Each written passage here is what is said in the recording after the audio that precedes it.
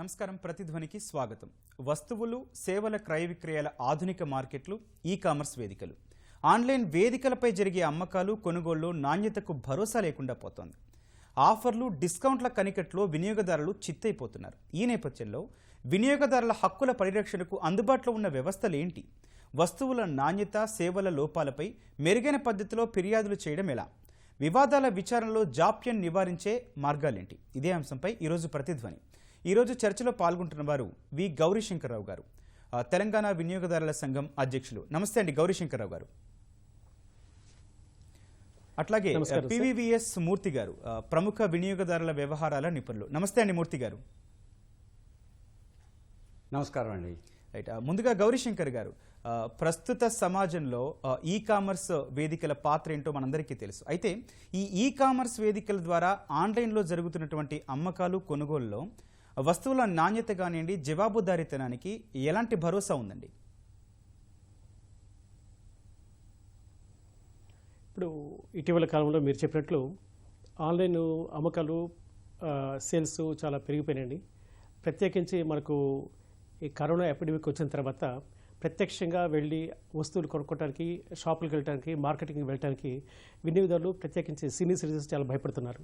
So దీనికి ప్రత్యామ్నాయంగా ఈ మార్కెటింగ్, టెలిమార్కెటింగ్, ఈ మార్కెటింగ్ అని చెప్పేసి ఈ విధానాన్ని ఫాలో అవుతున్నారు. ఇప్పుడు వస్తువులు కొనుక్కునే ముందు మనకు వాళ్ళు మీరు చెప్పినట్టు చాలా ఆఫర్స్ ఇస్తుంటారు. ప్రత్యేక ఏంటంటే చాలా వరకు వాళ్ళు స్పెసిఫికేషన్స్ ఇస్తారు. ఏ వస్తువు, ఎంత రేటు, ఎలాంటి వెరైటీ ఉన్నాయి, ఏ రేట్లో దొరుకుతాయి, market present actual market rate ఎంత, వాళ్ళు ఆఫర్ చేసిన ఎంత అని చెప్పేసి ఇస్తుంటారు. సో దాంట్లో డిఫరెంట్ స్పెసిఫికేషన్స్ ఇస్తారు. సో మనము ఏ స్పెసిఫికేషన్ వస్తువు ఆర్డర్ చేస్తే అదే వస్తువు వాళ్ళు సప్లై చేయాలి. కొన్ని సందర్భాల్లో మీరు చెప్పినట్టు ఒక స్పెసిఫికేషన్ ఇస్తే ఇంకో స్పెసిఫిక్ పంపించటము, ఒక నాణ్యత లేకపోవటము, ఒకసారి డ్యామేజ్ అవ్వటము, చెడిపోవటము అలాంటివి కూడా జరుగుతున్నాయి. సో ఇది ఇమీడియట్గా మనకు, ఎందుకంటే మనము సాధారణంగా డ్యామేజ్ ఉంటే అప్పుడప్పుడు ఓపెన్ చేసి అక్కడే కంప్లైంట్ ఇవ్వడానికి అవకాశం ఉంటుంది. కానీ కరోనా పీరియడ్ కాబట్టి ఇప్పుడు కూడా మనము ఇంటికైనా పార్సల్ వచ్చిందంటే, కన్సైన్మెంట్ వస్తే దాన్ని అక్కడ పక్కన పెట్టి శానిటైజ్ చేసి నెక్స్ట్ డేనో లేకపోతే 4-5 గంటల తర్వాత ఓపెన్ చేసి చూస్తాం. అప్పుడు ఓపెన్ చేసినప్పుడు ఫస్ట్ టైం మనమే చూస్తాం.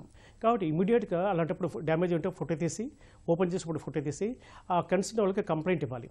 కంప్లైంట్ ఇస్తే అమ్మే మ్యానుఫ్యాక్చరర్ కాకుండా ఈవెన్ సప్లై చేసే ఈ ఉంటుంది కదా, అమెజాన్ కానీ, ఫ్లిప్కార్ట్ కానీ, బిగ్ బాస్కెట్ కానీ, ఇలాంటి వాళ్ళు చాలామంది ఇలాంటి టెలిమార్కెటింగ్ చేసేవాళ్ళు, ఈ మార్కెటింగ్ చేసే ఆ సంస్థలు కూడా, ఎందుకంటే వాళ్ళు ఉత్పత్తి చేయరు, వాళ్ళు వీళ్ళకి అరేంజ్ చేస్తారు. మధ్యలో వీళ్ళు మధ్యవర్తిలాగా ఉండేసి కొంత కమిషన్ అంటే తీసుకుంటారు.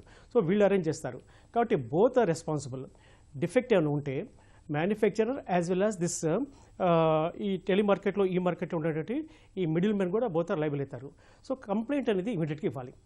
సో కంప్లైంట్ ఇస్తే వాళ్ళంతా వాళ్ళు రిడ్రెస్ చేయొచ్చు. చాలా సందర్భాల్లో వాళ్ళు రిడ్రెస్ చేయకపోతే, మన సమస్యను పరిష్కారం చేయకపోతే, అలాంటప్పుడు మనకు ఈ కన్జ్యూమర్ ప్రొటెక్షన్ యాక్ట్ కొత్త వచ్చిందండి, 2019 వచ్చింది.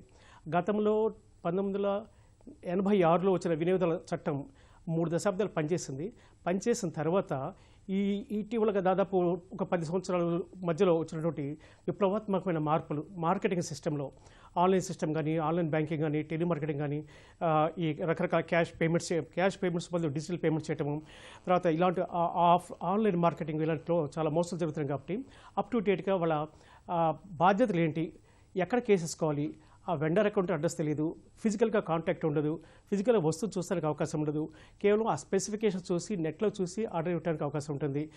ఇక్కడ మనకు సప్లై చేసినట్టు మిడిల్ మ్యాన్, దిస్ సర్వీస్ వాళ్ళ కరెక్ట్ అడ్రస్ తెలియవు, ఫిజికల్గా మనకు తెలియదు. కాబట్టి చాలామందికి కంప్లైంట్ ఎక్కడ వేయాలో ఏమిటో తెలుసుకోలేకపోతున్నారు. ఈ సపరేట్గా ఈ వ్యవస్థ ఉన్నటువంటి లేటెస్ట్ ఫ్రాడ్స్ అన్ని కూడా డిటెక్ట్ చేసి దీని పరిష్కార మార్గంగా ఈ కొత్త చట్టం, పాత 1986లో వచ్చిన వినియోగదారుల రక్షణ చట్టం తీసేసి దాని ప్లేస్లో కన్జ్యూమర్ ప్రొటెక్షన్ యాక్ట్ 2019 తీసుకొచ్చారు. దాంట్లో ప్రత్యేకించి ఈ మార్కెటింగు, టెలిమార్కెటింగు, ఆన్లైన్ మార్కెటింగు, ఇలా మల్టీ లెవెల్ మార్కెటింగు, ఇవన్నీ కూడా తీసుకొచ్చి ప్రత్యేకమైనటువంటి చాప్టర్లు పెట్టి దాంట్లో ఎవరి బాధ్యత ఇంత, బోత్ మ్యానుఫ్యాక్చరరు, సర్వీస్ ప్రొవైడరు, అదేవిధంగా ఈ మధ్యలో ఉన్న సర్వీస్ ప్రొవైడర్ కూడా రెస్పాన్సిబిలిటీస్ ఫిక్స్ చేస్తూ ఈ టెలిమార్కెటింగ్ అంతా కూడా, ఈ ఆన్లైన్ మార్కెటింగ్ అంతా కూడా ఆ వ్యవస్థలో లోపాలన్నిటి కూడా జరిగినప్పుడు తగిన నష్టపరిహారం పొందడానికి ఈ కొత్త చట్టంలో నిబంధనలు పొందుపరచడం, ఓకే. తర్వాత ఈ కామర్స్ రూల్స్ అని కూడా 2019 ఈ కన్జ్యూమర్ ప్రొటెక్షన్ యాక్ట్ ప్రకారం ఏర్పాటు చేశారండి. ఇప్పుడు ఇలాంటి సమస్యలను వస్తే మనం తప్పనిసరిగా 2019 కన్జ్యూమర్ ప్రొటెక్షన్ యాక్ట్ ప్రకారం నష్టపరిహారం పొందడానికి అవకాశం ఉంది. ఓకే అండి. మూర్తి గారు, అయితే వస్తువుల నాణ్యత లోపాలపై ఫిర్యాదులకు ఎలాంటి అవకాశాలు ఉన్నాయండి? అయితే ఈ విషయంలో ఆఫ్లైన్ ఆన్లైన్ కొనుగోళ్ల మధ్య ఏమైనా తేడా ఉంటుందండి? ఈ ఆన్లైన్ ఆఫ్లైన్ అన్న తేడాలు ఏమీ లేవండి. 2019 చట్టంలో పూర్తిగా ఈ కామర్స్ రూల్స్ అని కొన్ని ప్రకటించారు. గతంలో ఈ కామర్స్ని రెగ్యులేట్ చేసే చట్టం అంటూ ఏమీ లేదు. ఆ చట్టాన్ని ఇప్పుడు తీసుకొచ్చారు. అందుచేత ఈ రూల్స్ ఎలా ఉన్నాయి అన్నది తర్వాత మాట్లాడుకున్నా, ముఖ్యంగా మనం మాట్లాడుకోవాల్సింది ఏంటంటే, మనం ఆఫ్లైన్లో కొన్న వస్తువులు కానీ ఆన్లైన్లో కొన్న వస్తువులు కానీ లోపభూయిష్టంగా ఉంటే consumer protection act defects in goods కింద తీసుకుంటుంది. దానికి వేరే ఇంకొక చట్టం అంటూ లేదు. కన్స్యూమర్ ప్రొటెక్షన్ యాక్ట్ 2019లో ఏంటంటే రూల్స్ తయారు చేసి పెట్టారు. ఇది ఇంతకుముందు లేదు కాబట్టి ఇది కొంచెం మనం ఆహ్వానించదగ్గ ఒక పరిణామం కింద చెప్పచ్చు. అసలు ఇక్కడ మనం వినియోగదారులకు అవగాహన కల్పించాలన్న ఉద్దేశంతో మనం మాట్లాడుకుంటున్నాం కాబట్టి నేను చెప్పదలుచుకున్నది ఏంటంటే, వినియోగదారుడు ఆన్లైన్ ట్రాన్సాక్షన్లో ఒక వస్తువు యొక్క నాణ్యత తెలుసుకునే అవకాశం ఉందా? లేదు. ఎందుకంటే అక్కడ ఏదో చూస్తారు, బొమ్మలు చూపించి మనకు అమ్ముతున్నారు వీళ్ళు. ఆ బొమ్మల్లో ఆ ఇమేజ్ మనకి సరిగా కనిపిస్తుందా అంటే కనిపించకపోవచ్చు, రంగు కూడా సరిగా కనిపించకపోవచ్చు. ఆ మధ్య ఒక ఆయన వచ్చి ఇలాగ నేను ఏదో షూ కొన్నానండి, ఈ షూ ఖచ్చితంగా లెదర్ షూలా కనిపించింది నాకు, అందుకని తక్కువ రేటుకి వచ్చేస్తుంది కదా అని కొనేశాను, తీరా చూస్తే అది ప్లాస్టిక్ షూ అండి, నన్ను ఏం చేయమంటారు? ఓకే. సెలెక్ట్ చేసుకున్నది నువ్వు కదా, ఇంకెవరు ఏం చేస్తారు? నీకు అక్కర్లేకపోతే తిరిగి పంపించేయి అంతే. అంతకుమించి అసలు ఈ కన్స్యూమర్ బిహేవియరే ఆన్లైన్ వచ్చిన తర్వాత ఎలా ఉందంటే, వేలంవెరిగా కొనేయటం ఆన్లైన్లో, తర్వాత రిపెంటెన్స్ అనమాట. తర్వాత అయ్యరేరే అనవసరంగా కొనేసాను ఇక్కడని. దుస్తులు కొంటున్నారు, దుస్తులు కూడా వాళ్ళకి సరిగ్గా చాలా సందర్భాల్లో రిటర్న్ చేయడానికి అవకాశం ఉంటుంది కదండి. రిటర్న్ చేయొచ్చు, అందులో ఇబ్బంది లేదు. వాళ్ళు తీసేసుకుంటున్నారు కూడా. రిటర్న్ చేయాలనుకుంటే కూడా వాళ్ళు ఏం ప్రశ్నలు కూడా వేయరు. అవును. అంచేత రిటర్న్ చేసేయచ్చు, ఆ సౌలభ్యం ఉంది. కానీ క్వాలిటీ గురించి మీరు ప్రశ్నించారు కాబట్టి క్వాలిటీ మాత్రము వీళ్ళు నిర్ణయించలేరు. ఓకే. కేవలం బొమ్మల్ని ఫోటోల్ని చూపించి. రైట్. ఓకే అండి. గౌరీశంకర్రావు గారు, ఆన్లైన్ వేదికలు మాల్స్లో పండుగలు వేడుకల సందర్భంగా తక్కువ ధరల ప్రత్యేక ఆఫర్లు ఆకర్షిస్తుంటాయి. అట్లాంటి సందర్భాల్లో దాదాపు ప్రతి ఇద్దరిలో ఒకరు దాని గురించే మాట్లాడుకుంటూ ఉంటారు. ఇట్లాంటప్పుడు వినియోగదారులు వాటి నాణ్యతను గుర్తించేది ఎలా? ఇందాక మూర్తి గారు ఆ పాయింట్ లేవనెత్తారు.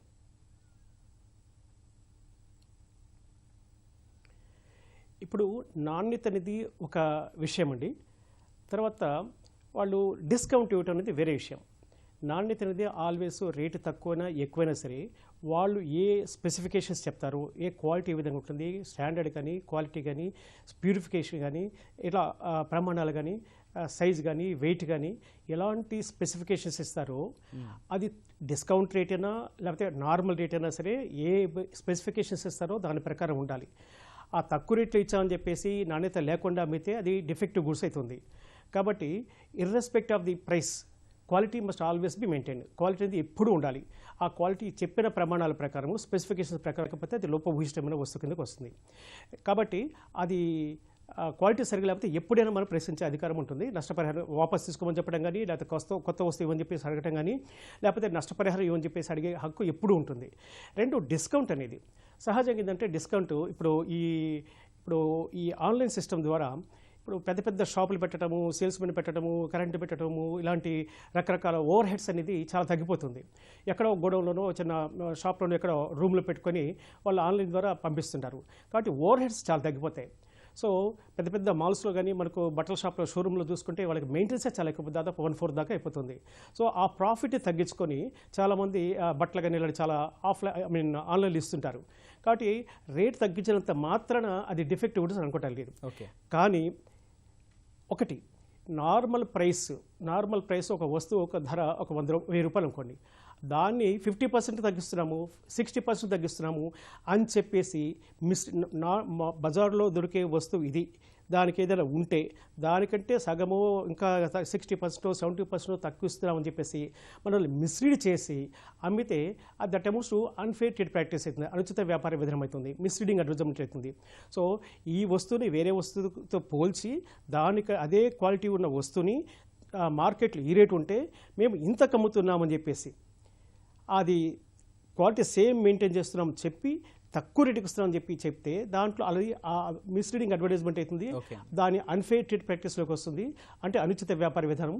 అనుచిత వ్యాపార విధానం వల్ల నష్టపోయిన వినియోగదారుడు ఎవరైనా ఉంటే తగిన నష్టపరిహారం కోసము మనం కన్జ్యూమర్ ఫోరమ్స్, అంటే ఇప్పుడు కన్జ్యూమర్ ఫోరంని కన్జ్యూమర్ కమిషన్ చట్ట ప్రకారం మార్చారు. సో కన్జ్యూమర్ కమిషన్లో ఆల్వేస్ క్వశ్చన్ చేస్తానికి అవకాశం ఉంది. రైట్ అండి. సో కాబట్టి టోటల్గా 1000 రూపాయల వస్తువు 100 రూపాయలకి 200 రూపాయలకి అని టోటల్గా మిస్లీడ్ చేసే విధంగా ఉంటే మార్కెట్ వాల్యూ కంపేర్ చేసుకుని దానికంటే అతి తక్కువలో ఇస్తున్నామని చెప్పేసి మిస్లీడ్ చేస్తే అది తప్పనిసరిగా మిస్లీడింగ్ అడ్వర్టైజ్మెంట్ కిందకి వస్తుంది. కన్జ్యూమర్ ఫర్మ్లో ఆల్వేస్ క్వశ్చన్ చేస్తానికి అవకాశం ఉందండి. రైట్. మూర్తి గారు, వినియోగదారులు ఆన్లైన్ పద్ధతిలో ఫిర్యాదు చేయడానికి అవకాశం ఉందా? ఫిర్యాదులు స్వీకరించడం కానీ పరిష్కరించడం కానీ ఇట్లాంటి వాటిలో ఈ కామర్స్ సంస్థలపై ఎలాంటి బాధ్యతలు ఉన్నాయండి? మీరు ఇప్పుడు అడిగిన ప్రశ్న చాలా ముఖ్యమండి వినియోగదారుల అవగాహన కోసం. ఎందుకంటే ఆన్లైన్ బిజినెస్ చేసేవాళ్ళు కేవలము 2 రకాలు ఉంటారు. వాళ్ళు కొంతమంది ఇండివిజువల్గానే ఇంటర్నెట్లో అమ్మేసుకుంటున్నారు, అది మన భాషలో ఆన్లైనే. ఆన్లైన్ ప్లాట్ఫామ్స్ కొన్ని ఉన్నాయి పెద్దవి, మరి పేర్లు ఉదహరించవచ్చో లేదో నాకు తెలియదు, కానీ పెద్ద పెద్ద ఆన్లైన్ ప్లాట్ఫామ్స్ ఉన్నాయి. ఆ ఆన్లైన్ ప్లాట్ఫామ్స్ కోసం ఈ కన్స్యూమర్ ప్రొటెక్షన్ యాక్ట్లోని ఈ కామర్స్ రూల్స్లో తప్పనిసరిగా కొన్ని నిర్ణయించి చెప్పారు, ఇవి పాటించాలి మీరు అని. అదేమిటంటే గతంలో ఎవరికి ఏ వస్తువు అమ్ముతున్నారు, ఎవరు సప్లై చేస్తున్నారు అన్న విషయం మీద అసలు ఏమీ వివరణ ఉండేది కాదు. ఇప్పుడు ఈ కొత్త రూల్స్లో ఏమొచ్చిందంటే మీ ప్లాట్ఫామ్ నుంచి ఏ వస్తువు అమ్మినా సరే అమ్మిన వారు ఎవరు, వారి అడ్రస్ ఏమిటి, వారు రిజిస్టర్ అయిన సంస్థ కాదా అని చెప్తూ అందులో పొందుపరిచిన వివరాలు తప్పనిసరిగా వినియోగదారుడికి ఇన్ఫర్మేషన్ ఇచ్చే పద్ధతిలో ఉండాలి తప్పించి మరో రకంగా ఉండకూడదు అని సూచిస్తూ ఈ కామర్స్ రూల్స్ని తయారు చేయడం జరిగింది. ఇక్కడ ఒక చిన్న విషయం కూడా ప్రస్తావించాలి. మీరు అడిగిన ప్రశ్నకి సమాధానం కాదు ఇది. చెప్పండి. ఇది ఏమిటంటే యాక్చువల్గా ఎవరు రూపొందించాలి ఈ కామర్స్ రూల్స్ అన్నది ఇప్పుడు చర్చ జరుగుతోంది. ఇది కన్స్యూమర్ అఫైర్స్ మినిస్ట్రీ చేయాలా లేకపోతే మినిస్ట్రీ ఆఫ్ కామర్స్ చేయాలా అని. ఈ మధ్యకాలంలో కొంతమంది రాజకీయ నాయకులు ఈ కామర్స్ చాలదు, ప్రస్తుతం వచ్చిన రూల్స్ చాలవు, ఇంకా ఖచ్చితమైన రూల్స్ ఇందులో కనిపించాలి, అందుచేత దాన్ని మారుస్తున్నాము అని చెప్పారు. ఈ సందర్భంలోనే కామర్స్ మినిస్ట్రీ వారు అడిగారు, ఏమని, ఎవరండి ఇది మార్చాల్సింది, ఇది ఎవరి సబ్జెక్టు, కన్స్యూమర్ అఫైర్స్ సబ్జెక్టా లేకపోతే మినిస్ట్రీ ఆఫ్ కామర్స్ సబ్జెక్టా అని వచ్చింది. అంచేత వాళ్ళు కొత్తగా ప్రతిపాదించిన అమెండ్మెంట్స్ ఏమైతే ఉన్నాయో అవేవి కూడా ఇంతవరకు వెలుగు చూడలేదు. ఓకే. అవి వస్తే ఇంకా మేలైన రక్షణ వినియోగదారులకు చేకూరుతుందన్న ఒక ఆశ మా కన్స్యూమర్ వినియోగదారుల కార్యకర్తల మధ్యన ఉంది.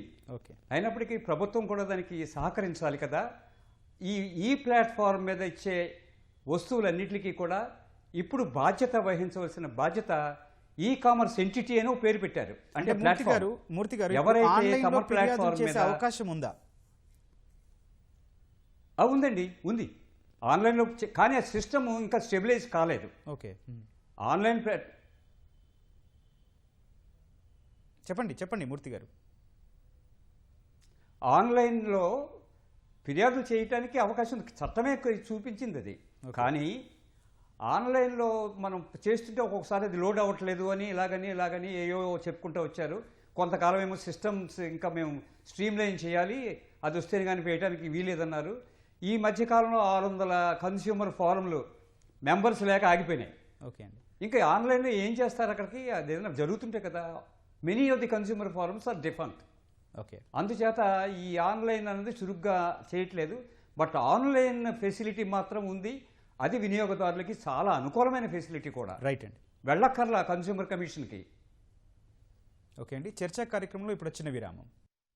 ప్రతిధ్వనికి తిరిగి స్వాగతం. గౌరీశంకర్రావు గారు, సగటు వినియోగదారులు కొన్నిసార్లు ఫిర్యాదుల పరిష్కార విభాగాలను చేరుకోవడమే గగనమవుతున్న పరిస్థితి. అయితే ఇట్లాంటప్పుడు వారికి ఉపయోగపడే వ్యవస్థలు ఏమైనా ఉన్నాయండి? ఒకటి, వినియోగదారులకి సహజంగా ఉన్నటువంటి హక్కు ఏంటంటే ఎక్కడ నష్టం జరిగినా, ఎప్పుడు నష్టం జరిగినా చట్ట ప్రకారం నివృత్తి పొందే హక్కు ఉంది. అది ఈ చట్టం రాకముందు నుంచి కూడా సివిల్ కోర్టులో ఉన్నాయి. సివిల్ కోర్టు ప్రకారం టార్ట్స్ కింద మనం వేసుకోవచ్చు, నష్టపరిహారం కానీ అప్రాపర్టీ రిలీఫ్స్ కోసం. తర్వాత 1986లో వినియోగదారుల రక్షణ చట్టం మొట్టమొదటిసారి వచ్చింది. దాదాపు 3 దశాబ్దాలుగా వచ్చింది, పనిచేసింది. దాన్ని రీప్లేస్ చేసి 2019లో వినియోగదారుల రక్షణ చట్టం కొత్తది వచ్చింది. అది 2020 జూలై 20 తారీఖు నుంచి కొత్త చట్టం అమల్లోకి వచ్చిందండి. దీని ప్రకారము అంటే సివిల్ కోర్టుతో పోల్చుకుంటే చాలా సులభంగా, సత్వరంగా, అతి తక్కువ ఖర్చులో వినియోగదారులకి న్యాయం కన్జ్యూమర్ ఫోరంలో జరుగుతుంది. అప్ టు 5 లక్షల రూపాయల దాకా కంప్లైంట్ వాల్యూ ఉంటే దాని కోర్టు ఫీజు కూడా ఉండదు. సో వినియోగదారు తన సొంతంగా కూడా కేసు వేసుకోవడానికి అవకాశం ఉంది. ఇలా కాంప్లికేటెడ్ కేసు అంటే అడ్వకేట్ పెట్టుకోవచ్చు, లేకపోతే వినియోగదారుల సంఘాల సహకారం కూడా తీసుకోవచ్చు. ఇది ఒకటి. సో కన్జ్యూమర్ ప్రొటెక్షన్ యాక్ట్ కింద వినియోగదారుల కమిషన్లో చాలా సులభంగా, సత్వరంగా, అతి తక్కువ న్యాయం పొందడానికి అవకాశం ఉంటుంది. ఇవి కాకుండా చాలా డిఫరెంట్ అథారిటీస్ ఉన్నాయండి. సపోజు పెద్ద పెద్ద కంపెనీస్ అన్నీ కూడా వాళ్ళకి గ్రీవియన్స్ సెల్స్ పెట్టుకుంటారు. ఆ గ్రీవియన్స్ సెల్స్లో మనము ఏదైనా కంప్లైంట్ రాగానే మనం డైరెక్ట్గా consumer forum, civil court case వేయకుండా ఆ కంప్లైంట్ ఇవ్వాలి. కన్సర్న్ బ్రాంచ్ కానీ లేకపోతే మ్యానుఫ్యాక్చర్ కానీ కంప్లైంట్ ఇస్తే చాలా సందర్భాల్లో వాళ్ళంతా వాళ్ళు పరిష్కారం చేయడానికి ప్రయత్నం చేస్తారు. అది సాల్వ్ చేయకుండా, పరిష్కారం చేయకుండా ఏమైనా డిలే చేస్తున్నామో, రిఫ్యూజ్ చేస్తున్నామో అప్పుడే మనము లీగల్ యాక్షన్ తీసుకోవడానికి అవకాశం ఉంటుంది. అది అప్పుడు మనము ఇంకా కొన్ని లీగల్ సర్వీస్ అథారిటీస్ యాక్ట్ కూడా ఉంది. లీగల్ సర్వీస్ అథారిటీస్ ఉంది అంటే చాలా చోట్ల లోక్ అదాలత్లో కూడా చేస్తుంటారు. అక్కడ కూడా కంప్లైంట్ ఇస్తే ఇంత ప్రాసెస్ కూడా ఫాలో కాకుండా సింపుల్ నోటీస్ ఇచ్చేసి, నోటీస్ ఇచ్చిన తర్వాత వాళ్ళు వస్తే చాలా చిన్న చిన్న కేసులో, పెట్టి కేసులో వాళ్ళు ఇద్దరికి సజెస్ట్ చేస్తారు అమికబుల్గా పరిష్కారం చేసుకోమని. చాలా సందర్భాల్లో, చాలా కేసులు, చిన్న కేసులు అవి అక్కడక్కడ పరిష్కారం అవుతుంటాయి. అవి కాకుండా ఒకవేళ అక్కడ పరిష్కారం అయితే అది ఒక జడ్జిమెంట్ లాంటిది. ఇలాంటిది ఇన్ అడిషన్ టు దిస్ మాకు వినియోగదారుల సంఘాలు ఉన్నాయి. అంటే స్వచ్ఛంద సేవా సంస్థలు, ఇప్పుడు మన మూర్తి గారు కానీ లేకపోతే ఆంధ్రప్రదేశ్లో, తెలంగాణలో దాదాపు 500 వినియోగదారుల సంఘాలు, స్వచ్ఛంద సేవా సంస్థలు ఉన్నాయి. కూడా కోర్టు పోవటానికి ముందు వినియోగదారుల సొంతగా చెప్పండి పడన్ ఈ వినియోగదారుల సంఘాలు కూడా ఇలాంటి కంప్లైంట్స్ వస్తే వీళ్ళే నోటీస్ జారీ చేసి ఇద్దరిని కూర్చోపెట్టి పరిష్కారం చేసడానికి అవకాశం ఉంది. ఇది ఒకటి. మీడియేషన్ కూడా ఉంది. వీళ్ళకి ఈ కన్జ్యూమర్ అసోసియేషన్స్ని కన్జ్యూమర్ కమిషన్స్కి అటాచ్ చేస్తూ కొత్తగా మీడియేషన్ సెల్స్ ఏర్పాటు చేస్తున్నారు. ఈ ఫోరంలో కేసు వేసిన తర్వాత మిగతా ప్రాసెస్ అంతా కంప్లీట్ కాకుండా చిన్న కేసు అనుకుంటే ఆ కన్జ్యూమర్ కమిషన్స్కి అటాచ్ చేసిన అటువంటి మీడియేషన్ సెల్స్కి రిఫర్ చేస్తే వాళ్ళిద్దరూ కూర్చోబెట్టి పరిష్కారం చేస్తారు. సో అది ఇమీడియట్గా చాలా సత్వరంగా తొందరగా కేసు పరిష్కారం కావడానికి అవకాశం ఉంటుంది. సో అలాగా చాలా సులభంగా, పెద్ద కాంప్లికేషన్ ప్రొసీజర్ లేకుండా, కాస్ట్ ఎక్కువ ఇన్కర్ కాకుండా చాలా సులభంగా పరిష్కారం చేసుకోవడానికి డిపార్ట్మెంటల్ కానీ, ఇంటర్నల్ రెడ్రెస్ సిస్టమ్స్ కానీ, ఛాంబర్ ఆఫ్ కామర్స్ కానీ, కన్జ్యూమర్ అసోసియేషన్స్ ద్వారా కానీ, లేకపోతే కన్జ్యూమర్ ఫోరమ్స్ కానీ, లేకపోతే న్యాయ సేవ లీగల్ సర్వీస్ అథారిటీ వాళ్ళ ద్వారా కూడా క్వాషి జ్యుడిషియల్ అథారిటీస్ కోర్టుకి టెక్నికల్గా పోకుండా చాలా సులభంగా పరిష్కారం చేసుకోవడానికి ఎన్నో వ్యవస్థలు ఆల్టర్నేటివ్గా ఉన్నాయండి. ఓకే అండి. మూర్తి గారు, మీరు చెప్పండి, మాల్స్లో క్యారీ బ్యాగ్లకు కూడా ధర కట్టి బిల్లుల్లో వసూలు చేస్తున్నారు. దీనిపై వినియోగదారుల చట్టం నిబంధనలు ఏం చెప్తున్నాయండి? క్యారీ బ్యాగ్స్ ఇవ్వాలి అన్న నిబంధన ఎక్కడా లేదండి. క్యారీ బ్యాగ్ అన్నది నీ షాప్కి వచ్చాడు కాబట్టి నువ్వు ఆ వస్తువులు ఎలా తీసుకెళ్తాడో ఒక ఫెసిలిటీ ఇవ్వమని అడగాలి. చట్టంలో మాత్రం క్యారీ బ్యాగ్లు ఇవ్వాలన్నది ఉండదు. ఒక కన్స్యూమర్ కమిషన్ వారు ఆ రకంగా తీర్పిచ్చారు. ఇది జిల్లా కమిషన్ స్థాయిలో జరిగింది కాబట్టి అవతల వాళ్ళు ఏం చేస్తారంటే న్యాచురల్గా పై లెవెల్కి వెళ్తారు. ఈ క్యారీ బ్యాగ్ల వల్ల మాకు ఇంత ఎక్స్ట్రా ఎక్స్పెండిచర్ చేసుకోవాల్సి వస్తుంది కాబట్టి ఆ తీర్పు చెల్లదు, ఏ అధికరణ కింద ఈ తీర్పు ఇచ్చారు అన్నది ఒక వివాదం వస్తుంది. అప్పుడు అది స్టేట్ కమిషన్ వారు తీర్చాలి. స్టేట్ కమిషన్ తీర్చకపోతే నేషనల్ కమిషన్కి వెళ్తారు, నేషనల్ కమిషన్కి వెళ్ళకపోతే చివరికి సుప్రీంకోర్టు వరకు కూడా వెళ్తారు. ఎందుకంటే ఇది ఎన్మాస్ మొత్తం అందరి వర్తకులకి సంబంధించి వచ్చిన వ్యవహారం కాబట్టి వాళ్ళు కామ్గా ఉంటారు అన్నది లేదు. అందుచేత మనకి రెగ్యులేటరీ వ్యవస్థ గురించి మీరు ఇందాక అడిగారు. ఇప్పుడు రిజర్వ్ బ్యాంక్ ఆఫ్ ఇండియా, మనం ఇంతవరకు వస్తువుల గురించే మాట్లాడుకుంటున్నాం. అవును, సేవలు, ఆన్లైన్లో సేవలు ఎన్నో ఉన్నాయి కదా. ఆ విషయం ఒకటి అడగాలండి ఇప్పుడు మూర్తి ఫర్ గారు. ఇన్స్టెన్స్ బ్యాంక్ వాళ్ళు ఏటీఎం కార్డు ఇచ్చారు, ఏటీఎంకి వెళ్తాము, మనం ఏటీఎం కార్డు ఇన్సర్ట్ చేసాము, అక్కడ దొంగలు ఉన్నారు, ఏటీఎం కియాస్క్లో దొంగలు ఉన్నారు. వాడు నా కార్డుని తీసుకుని డూప్లికేట్ చేస్తున్నాడు. అల్టిమేట్గా వాడు నా కార్డు నుంచి యాక్సెస్ పొంది నా డబ్బు డ్రా చేసేస్తున్నాడు. మరి బ్యాంకు వాళ్ళు ఏం పకడ్బందీ ఏర్పాట్లు చేశారు? ఇటువంటివన్నీ కూడా ఈ ఆన్లైన్లో వచ్చేవే. ఆన్లైన్లో కేవలం గూడ్సే కాదు కదా, ఎన్నో రకాల సేవలు కూడా పొందుతాం. ఇంకొక ప్రధాన విషయం మాట్లాడుకోవాలి మూర్తి గారు. Make my trip, is my trip. ఏమండి, ఇప్పుడు ఇంకో ప్రధాన విషయం మాట్లాడుకోవాలి. ఈ ఆన్లైన్ ద్వారా కొనుగోలు చేసే ప్రయాణాలు, వసతి సౌకర్యాలు, పర్యాటకం వంటి సేవల్లో ఇటువంటి పరిస్థితుల్లో నాణ్యత లోపాలపై పరిహారం కోరేది ఎట్లా అండి? వీటికి ప్రాతిపదికలు ఏమైనా ఉన్నాయా?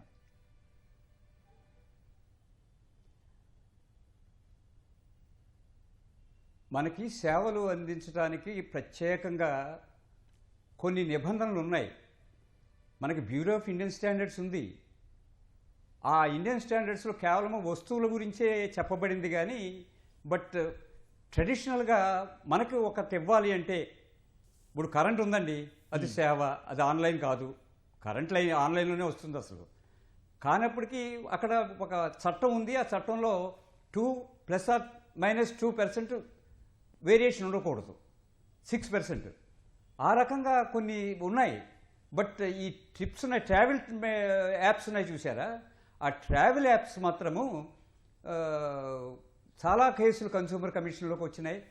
వాళ్ళ మీద కన్స్యూమర్ కమిషన్ వాళ్ళు రైట్ అండి, చాలా పరిహారం చెల్లించండి వినియోగదారులకని ఇవ్వటం కూడా జరిగింది. అంచేత రెగ్యులేటరీ వ్యవస్థలు అన్నవి ఉన్నవి. వినియోగదారుల రక్షణ చట్టం ఒక్కటే కాదండి, మనకి 30 చట్టాలు ఉన్నాయి వినియోగదారులను రక్షించడానికి. ఈ 30 చట్టాలని ఇంప్లిమెంట్ చేయడానికి మరిన్ని రెగ్యులేటరీ బాడీస్ ఉన్నాయి. ఓకే అండి, రైట్. అవి వాటి డ్యూటీస్ని వాళ్ళు సక్రమంగా నెరవేరిస్తే తప్పకుండా వినియోగదారుల రక్షణ ఏర్పడుతుంది. రైట్, థ్యాంక్ యూ అండి. చర్చలో పాల్గొన్నందుకు గౌరీ శంకర్రావు గారు, మూర్తి గారు, థ్యాంక్ యూ సో మచ్ అండి చర్చలో పాల్గొన్నందుకు. ఈ కామర్స్ రంగం పాత్ర ప్రస్తుత సమాజంలో చాలా విస్తృతమైంది. అయితే సౌకర్యం పరంగా బాగానే ఉన్నా సమస్య వచ్చినప్పుడే వినియోగదారుడికి తనకు హక్కులంటూ ఒక విషయం ఉన్న సంగతి గుర్తొస్తోంది.